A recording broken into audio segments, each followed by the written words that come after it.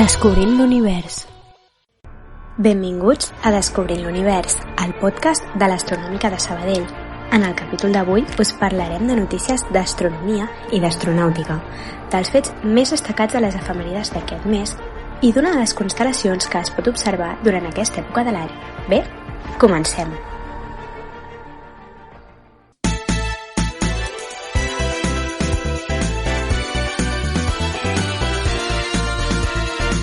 Notícies. Una estrella que escapa del trapezi d'Orió? La nebulosa d'Orió és un dels objectes més interessants d'observar per als aficionats.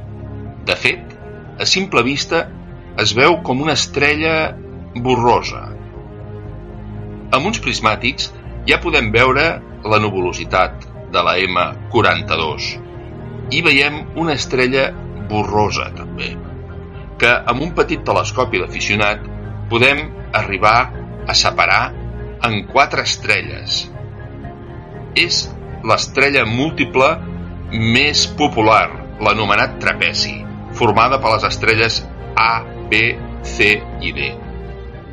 Ara bé, un aficionat amb un telescopi de 20 centímetres o més, posant-hi més augment i sempre que tingui una nit amb poca turbulència, podrà arribar a veure 2 components més al trapezi, amb el que tindríem les estrelles A, B, C, D, la E i la F.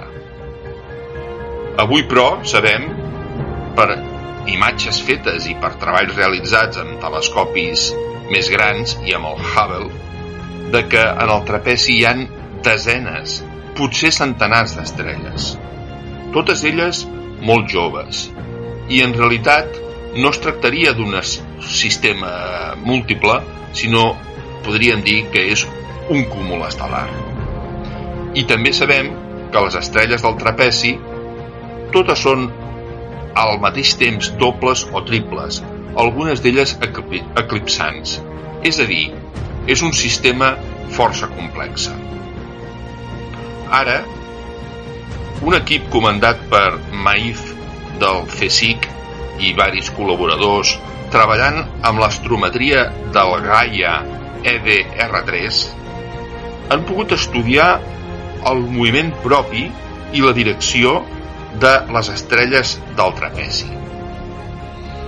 I han vist que totes elles tenen un moviment propi similar i es belluguen en una mateixa direcció, cosa que seria lògica. Però hi ha una excepció, que és l'estrella F, la més dèbil del sistema sèxtuple. Aquesta estrella es mou en una direcció totalment diferent i amb una velocitat, amb un moviment propi que podríem situar-lo en més del triple del de les altres estrelles.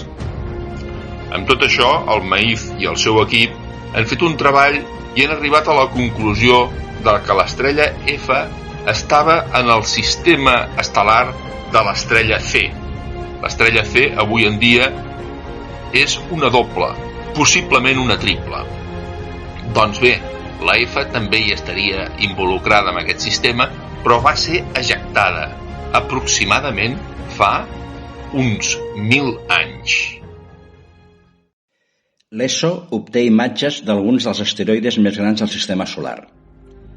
Utilitzant el Very Large Telescope de l'Observatori Europeu Austral, o VLT de l'ESO, a Xile, els astrònoms han obtingut imatges de 42 dels majors objectes del cinturó d'asteroides situat entre Mart i Júpiter. Mai s'havia pogut obtenir imatges tan nítides d'un grup tan gran d'asteroides. Les observacions van revelar una àmplia gamma de curioses formes, des d'esfèriques fins a similars a ossos de gos, que estan ajudant els astrònoms a traçar els orígens dels asteroides en el nostre sistema solar. Les imatges detallades d'aquests 42 objectes constitueixen un gran avanç en l'exploració d'asteroides, fet possible gràcies als telescopis terrestres i contribueixen a donar resposta a interrogants fonamentals sobre la vida i l'univers. Fins ara, només s'havien obtingut imatges detallades de 3 grans asteroides del cinturó principal, Ceres, Vesta i Lutetia, que van ser visitats per les missions espacials Dawn i Rosetta de la NASA i de l'Agència Espacial Europea ESA, respectivament, explica Pierre Bernatza, del Laboratori d'Astrofísica de Marsella, França, qui va dirigir l'estudi d'asteroides publicat avui a Astronomy and Astrophysics. Les nostres observacions amb el VLT de l'ESO han proporcionat imatges nítides per a molts més objectius, 42 en total. El nombre reduït d'observacions d'asteroides va implicar que les seves característiques clau, com la seva forma o densitat, han romàs desconegudes en gran part fins ara. Entre 2017 i 2019, Bernatza i el seu equip es van proposar omplir aquest buit realitzant un estudi exhaustiu dels cossos principals en el cinturó d'asteroides. La majoria dels 42 objectes de la mostra tenen una grandària superior als 100 quilòmetres. En particular, l'equip va obtenir imatges de gairebé tots els asteroides majors de 200 quilòmetres del cinturó, que van resultar ser 20 de 23. L'equip va analitzar els dos objectes més grans, Ceres i Vesta, el diàmetre dels quals es calcula en 940 i 520 quilòmetres respectivament, en tant que els dos asteroides més petits van resultar ser Urània i Ausònia, que mesuren uns 90 quilòmetres. En reconstruir les formes dels objectes, l'equip va descobrir que els asteroides observats es divideixen principalment en dues famílies. Alguns són gairebé perfectament esfèrics, com Igeia i Ceres, mentre que uns altres tenen una forma més peculiar, allargada, amb l'asteroide Os d'agost, denominat Cleopatra, com a protagonista indiscutible. En combinar les formes dels asteroides amb informació sobre les seves masses, l'equip va descobrir que les densitats varien significativament en les mostres. Els 4 asteroides menys densos estudiats, incloent-hi Lamberta i Sílvia, tenen densitats d'uns 1,3 grams per centímetre cúbic, aproximadament la densitat del carbó. Psyche i Calliope tenen la densitat més gran, amb 3,9 i 4,4 grams per centímetre cúbic, respectivament, superior a la densitat del diamant, que és de 3,5 grams per centímetre cúbic. Aquesta gran diferència en densitat suggereix que la composició dels asteroides varia significativament, donant als astrònoms indicis importants sobre el seu origen. Les nostres observacions ofereixen sòlida evidència d'una migració substancial d'aquests cossos des de la seva formació. En resum, l'enorme varietat en composició només pot comprendre's si els cossos es van originar en diferents regions del sistema solar, explica Josef Hanus, de la Universitat Karlova, Praga, a la República Txeca, un dels autors de l'estudi. En particular, els resultats donen suport a la teoria que els asteroides menys densos es van formar en regions remotes fora de l'òrbita de Neptú i van migrar a la seva ubicació actual. Aquests descobriments van ser possibles gràcies a la sensibilitat de l'instrument Spectropolarimetric High Contrast Exoplanet Research, o SPHERE, muntat en el VLT de l'ESO. Amb les capacitats millorades de SPHERE, al costat del fet que se sabia poc sobre la forma dels asteroides més grans del cinturó principal, aconseguim un gran avanç en aquest camp, diu el coautor Laurent Jorda, també del Laboratori d'Astrofísica de Marsella. Els astrònoms podran obtenir imatges de més asteroides amb gran detall amb l'Extremely Large Telescope, ELT de l'ESO, actualment en construcció a Xile i que començarà a operar cap a final d'aquesta dècada. Les observacions amb l'ELT dels asteroides al cinturó principal ens permetran estudiar objectes amb diàmetres d'entre 35 i 80 quilòmetres, depenent de la seva ubicació en el cinturó, i cràters d'entre 10 i 25 quilòmetres, diu Bernatza. Amb un instrument similar a SPHERE en el ELT, podríem obtenir imatges d'una mostra similar d'objectes en el distant cinturó de Kuiper. Això significa que podrem caracteritzar la història geològica d'una mostra molt major de cossos petits. Hi ha trànsits d'exoplanetes a Pròxima Centauri? Tenim dos mètodes per descobrir exoplanetes. Un és el de l'estudi de trànsits. Quan un exoplaneta passa per davant del disc de la seva estrella, el que fa és que aquesta estrella, vista des de la Terra o des d'un satèl·lit, disminueixi de lluminositat. I així s'han descobert molts exoplanetes. Un altre sistema que es fa servir és el de l'estudi dels canvis de la velocitat radial de l'estrella, deguts a la gravetat dels exoplanetes. Bé, ara s'acaba de publicar un treball de Gilbert i el seu equip de la Universitat de Chicago que han fet servir les dades del satèl·lit TESS per fer una observació detallada de l'estrella Pròxima Centauri. Hi ha trànsits per davant de Pròxima Centauri? De fet, mai se n'han trobat. Però aquest treball el que té d'especial és el tractament estadístic que s'ha fet de la informació dels satèl·lites i han restat d'una forma molt definida i clara el soroll que genera l'activitat d'aquesta estrella. L'estrella Pròxima Centauri és una nana vermella amb una potent activitat a la seva fotòsfera i a les capes externes de l'estrella. Tenen flares, llamarades i molta activitat que el que fa és emmascarar els possibles trànsits que podrien haver-hi d'exoplanetes. Bé, doncs el Gilbert i col·laboradors han pogut confirmar de que no n'hi han de trànsits a Pròxima Centauri. Seria gairebé una casualitat, perquè el disc d'una estrella nana vermella és extremadament petit. És una estrella molt petita i hauria d'estar perfectament alineada amb les òrbites dels exoplanetes perquè hi hagués trànsits. Avui sabem que a Pròxima Centauri hi han 2 planetes descoberts per al sistema de velocitat radial i els seus canvis. Un dels exoplanetes és el que va descobrir l'equip de l'astrònom català Guillem Anglada, que està situat a l'anomenada zona habitable, tot i que l'únic que vol dir és que en el cas de que hi hagués aigua en aquest planeta, aquesta aigua podria ser líquida, no seria sòlida ni gasosa. Doncs bé, sabem que hi ha 2 planetes en el sistema de Pròxima Centauri, els 2 descoberts pels canvis de velocitat radial, i també hi ha 2 cinturons de pols, similars, possiblement, al cinturó de Kuiper del sistema solar. És a dir, estem parlant d'un sistema estel·lar complex.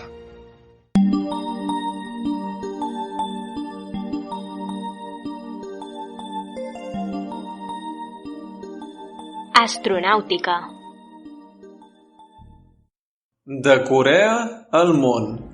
Una de freda i una de calenta per a Corea del Sud. El 21 d'octubre, l'Agència Espacial Sud-coreana va aconseguir llançar el seu nou coet de segona generació, el Nuri, que significa món. Tanmateix, no tot van ser flors i violes, ja que la càrrega que portava, un satèl·lit simulat, no va assolir l'òrbita objectiu perquè el tercer tram del coet es va apagar 46 segons abans del previst. Un regust agradolç per al programa espacial sud-coreà, que ja havia tingut problemes amb el seu coet de primera generació, el Naro, fa més d'una dècada. A diferència del Naro, que portava un primer tram derivat del mòdul de coet universal Angarà, el nou coet es basa en tecnologia majoritàriament domèstica. Fa 47,2 metres i pesa 200 tones.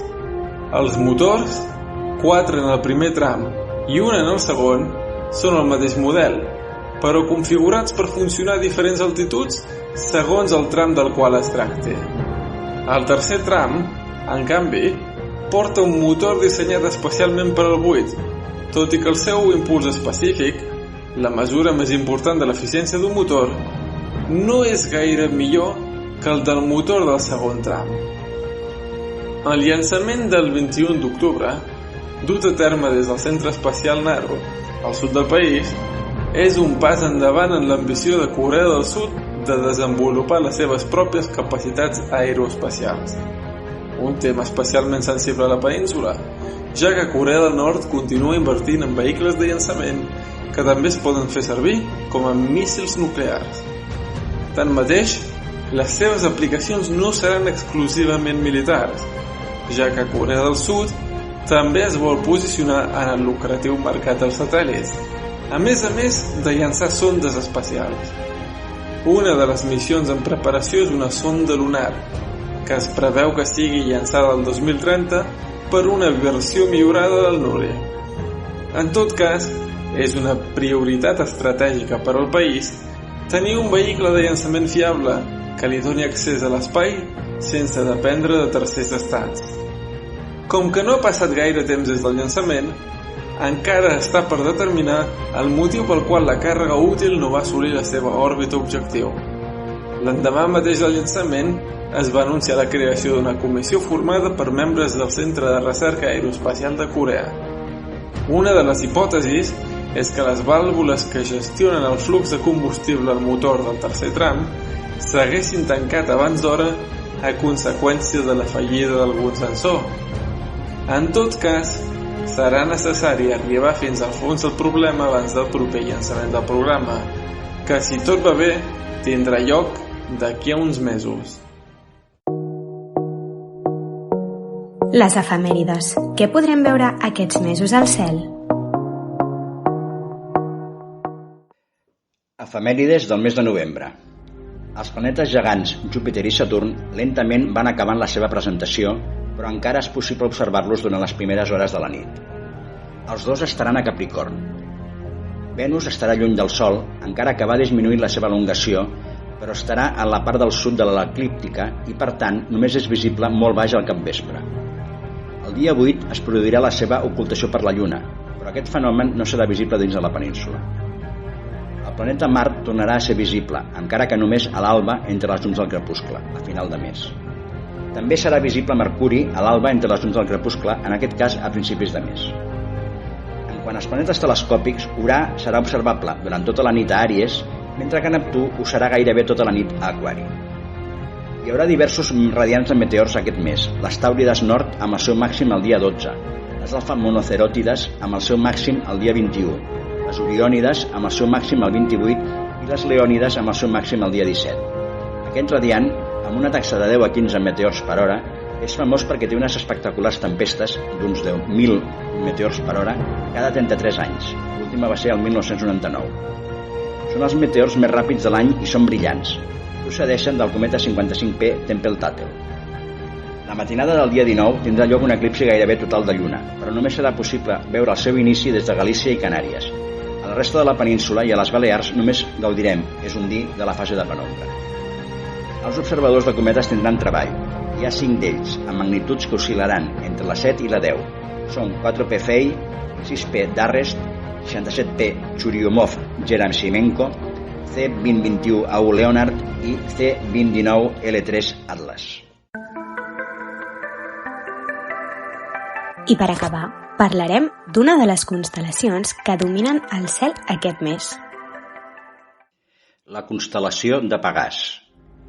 A la mitologia grega, Pegàs era un cavall alat, encara que sovint se'l representa sense ales. Era el cavall de Zeus, déu del cel i de la terra, i el primer que va arribar a estar entre els déus. Va néixer de la barreja d'escuma de mar amb la sang que va brollar quan Perseu va tallar el cap a la gorgona Medusa. En algunes fonts s'atribueix a la paternitat de Pegàs a Posidó, déu dels mars. Es diu que Atena va portar a Pegàs a la muntanya de Licon, on, amb una simple puntada, va crear la font d'Hipocrene, consagrada a les muses i font d'inspiració poètica. Pegàs apareix relacionat fonamentalment amb l'heroi Belorofonte, qui, a lloms de l'equí alat, va aconseguir donar mort a la Quimera, bèstia de múltiples caps que assolava els territoris de Lícia. Gràcies a Pegàs, Belorofonte també va poder obtenir una victòria sobre les Amazones. Però Belorofonte tenia un defecte, el de l'excessiva ambició. En la seva gosadia, obligà l'equí a portar-lo a l'Olimp per convertir-se en un déu. Zeus, ple d'ira, envià un insignificant mosquit que picà el llom de Pegàs i precipità al buit a Belorofonte sense matar-lo, quedant lesionat i condemnat a vagar apartat de la resta del món tota la seva vida. En tant, Pegàs va romandre amb els déus en el cel, on és possible veure'l fins als nostres dies.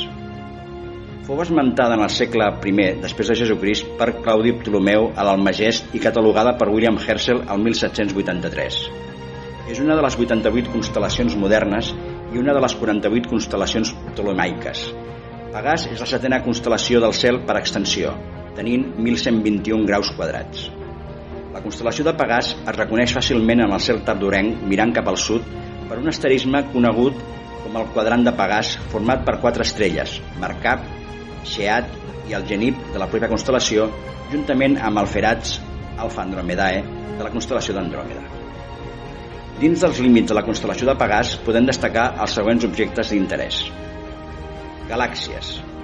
NGC 7331, galàxia espiral molt allargada vista de costat de magnitud 9,5 i grandària 10,2 per 4,2 minuts d'arc.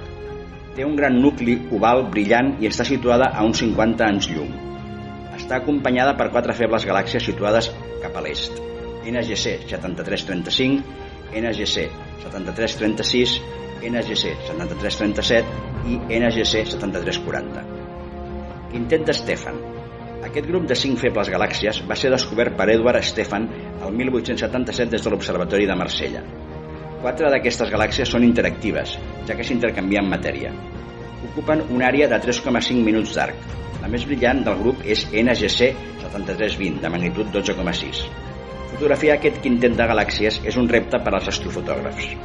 La resta del grup està format per NGC 7317, galàxia elíptica de magnitud 13,6, NGC 7318A, galàxia elíptica de magnitud 13,4, NGC 7318B, també elíptica de magnitud 13,4, i NGC 7319, galàxia espiral barrada de magnitud 13,1. NGC 7479, galàxia espiral barrada de magnitud 10,9, descoberta per William Herschel el 1784. Posseeix una barra central ben definida que al seu torn té un brillant nucli. Estrelles variables. HD 218292, de tipus M. Es coneixen diversos milers d'estrelles d'aquest tipus. Les seves amplituds varien de 4 a 10 magnituds. Estan caracteritzats el seu espectre en el màxim de llum per bandes d'òxid de titani i bandes d'emissió d'hidrogen. Varia entre les magnituds 6,9 i 13,8 en un període de 378 dies. Sistemes dobles. D'entre els diversos sistemes múltiples que hi ha a Pegàs, cal destacar el format per l'estrella Enif E Pegasi de magnitud 2,4. És un sistema triple de fàcil resolució i les seves components són de magnitud 11,2 i 9,4, separades respectivament per 81,8 i 142,5 segons d'arc. Altres objectes interessants de cel profund. M15, cúmul globular de magnitud 6,3, descobert per Maraldi el 1746 i incorporat al catàleg Messier el 1764. És un dels cúmuls globulars més compactes que es coneixen. Està a 33.600 anys llum i la seva magnitud absoluta és de 9,2. M15 posseeix un gran interès científic perquè és una poderosa font de raigs X. Així mateix, és un dels pocs cúmuls globulars que té en el seu interior una nebulosa planetària anomenada PAC, de difícil resolució per als equips d'aficionat donada la seva magnitud de 15 i la seva grandària de 3 segons d'arc.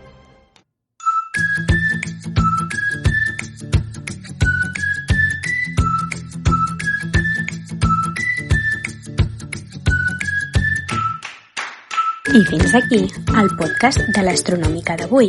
Espero que l'hagueu gaudit moltíssim. I no oblideu de revisar tots els nostres perfils a les nostres xarxes socials, Instagram, Twitter i el nostre canal de YouTube, o consultar la nostra web per no perdre-us res del que fem a l'Astronòmica.